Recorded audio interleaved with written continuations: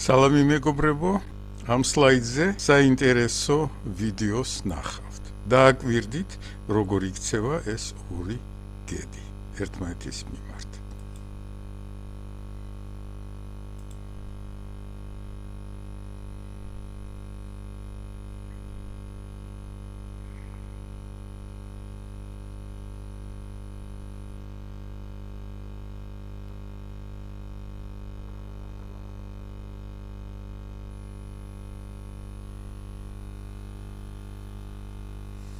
თუ ფიქრობთ, რომ ეს რომანტიული სასიყვარულო სცენა, ცდებით. ეს არის სასიცოცხლო რესურსების მიმართ იერარქიული რანგის გამოკვეთა და წარმოდგენა. გედი, რომელიც მარჯვენა მხარეს არის, მოგვიანებით მოფრინდა აი ამ შადრევნებში. ფსკერზე სცენარეები არიან. ეს საკვები რესურსებია გედების პატარა მოსახლეობისათვის, რომელიც ზამთარში რჩება აი ამ პარკში. მოქმედებს ლორენცის დემონი. აი ამ შემთხვევაში არკვევენ ერთმანეთში ვის ეკუთვნის ეს საკვები რესურსი. მაგრამ ცხოველებში ისეთნაირად არის მოწყობილი, რომ როდესაც იწყება ასეთი გარკვევა, ის რომელიც შეიძლება პირველი არის, მაგრამ პატარაა თავისი ზომით, უთმობს იმას, რომელიც უფრო დიდია. ისინი ერთმანეთს ეზომებოდნენ. გედი, რომელიც პირველი მოფრინდა, ზომით უფრო მაღალი აღმოჩნდა და უსისხლოდ გადაწყვიტეს ეს ყველაფერი. ადამიანებში ასე არ ხდება. ჩვენ ყოველთვის გვაქვს რაღაც შეიარაღება, რომელიც შეიძლება ტანით არ იყოს დიდი, მაგრამ გაძლევს გარკვეულ უპირატესობას. ცხოველების შეიარაღება საკმაოდ სუსტია. ერთ ბიოლოგიურ სახეობაში იერარქიული გარჩევები ყოველთვის უსისხლოდ თავრდება. სუსტი ყოველთვის უთმობს ძლიერს. ეს რიტუალური ქმედება იყოს ზუსტად აი ესეთი ქმედება. ამიტომაც ჩავრთე აი ამ სლაიდზე აი სურათები, რომლებიც თეორიულ ნაწილშიც იყო და აქაც არის. უპირატესობის მოპოვება სასიცოცხლო რესურსების მიმართ. ცოდნაც არის უპირატესობის მოპოვების ერთ-ერთი იარაღი. ანუ ჩვენ სულ სხვანაირები ვართ, ანუ ჩვენი ევოლუცია სხვა გზით წავიდა, მოიხსნა ის შემაკავებელი იერარქიული გარჩევების რიტუალები და სხვანაირები გავხდა. მიაქციეთ ყურადღება, რომ აი ეს 6 ქცევითი მოდელი, რომელიც გვახასიათებს ჩვენ, როგორც ბიოლოგიურ სახეობას, იწყებს ინსტალირებას ბავშვობიდან. ბავშვები, როდესაც პატარები არიან, ზრდა სრულ ასაკამდე მეხსიერებაში ხდება აი ამ მოდელების ინსტალირება, შერჩევა, რომელი მოდელი იქნება პირველადი. როგორები იქნებიან ისინი ზრდა სრულ ცხოვრებაში. ეს რთული პროცესია, პედაგოგიკა ამას ერიდება, პედაგოგიკა არ იცნობს საერთოდ და არც კი უნდა რომ იცნობდეს, იმიტომ რომ სულ სხვანაირი უნდა გახდეს და საკუთარ გამოცდილებაზე უარი უნდა თქვას. ეს საკითხები აქტუალური ხდება და ჩვენ ვართ პირველებს შორის, ვინც ამ საკითხებზე საუბრობს.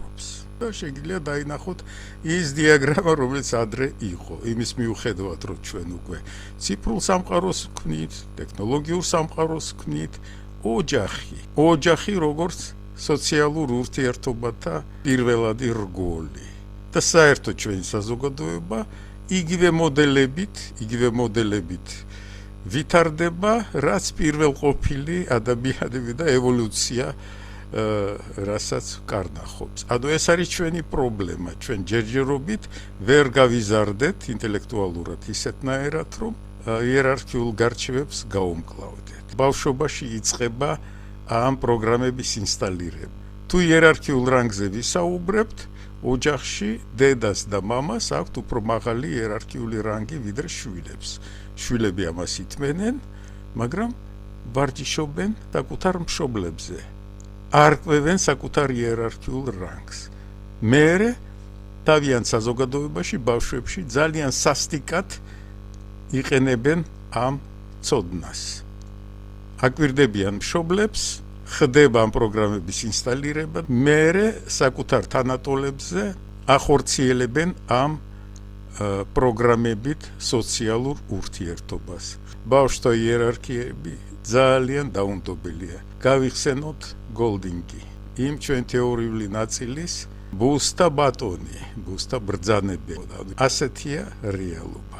აქედან გამომდინარე, როდესაც ჩვენს მიერ დასმულ შეკითხვაზე ვეკითხებით თუ არა საკუთარ თავს, პირველ რიგში იერარქიული რანგი უნდა გაერკვეს ცოდნის მიმართ. იმისათვის რომ ღრმად ჩავიხედოთ პრობლემაში, საჭიროა რაღაც პირველადი ცოდნა მაინც იყოს. როდესაც საუბრობთ იმაზე თუ რა გავიარეთ, რა ინფორმაცია წარმოგიდგინეთ, ეს ზუსტად ის საწყისი ინფორმაცია იყო და გრძელდება ეს პროცესი საწყისი ინფორმაციის ათვისების, ის მოთელვა იყო მხოლოდ იმისათვის რომ იერარქიული რანგი ამ სარკეში ჩახედვით საკუთარი თავის მიმართ უკეთესად გაარკვიოთ.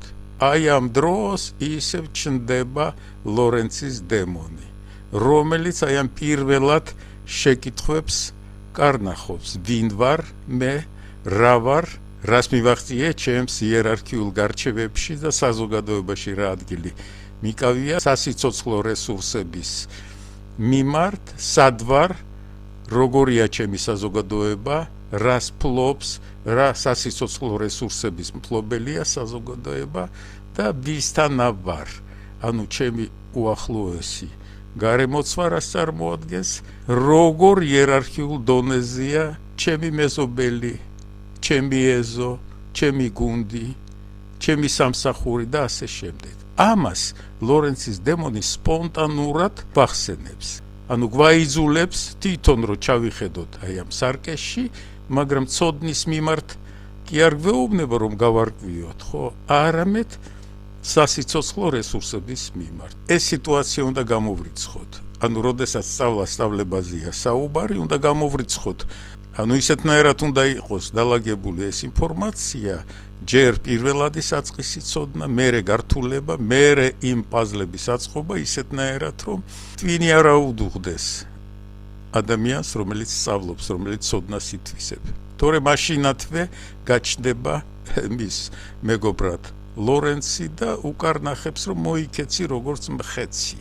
ბორკილები მოხსნილია. შეიარაღ ადამიანი ადამიანის მიმართ მგელია. ამას თავი უნდა ავარიდოთ. ეს უნდა გამოვრიცხოთ. ალტერნატივა გაჩნდა ჩვენს რეალობაში, ხელოვნური ინტელექტი. თქვენ შეგიძლიათ აი ეს ბუნებრივი მექანიზმი, რომელიც გვეუბნება, რომ არ იფიქრო, არ განვითარდე, დაუჯერე იერარქიის წვერვალში მყოფ ადამიანს. ხელოვნური ინტელექტით იცვლება ეს ყველაფერი. ხდება ახალი სოციალური სტრუქტურების შექმნა.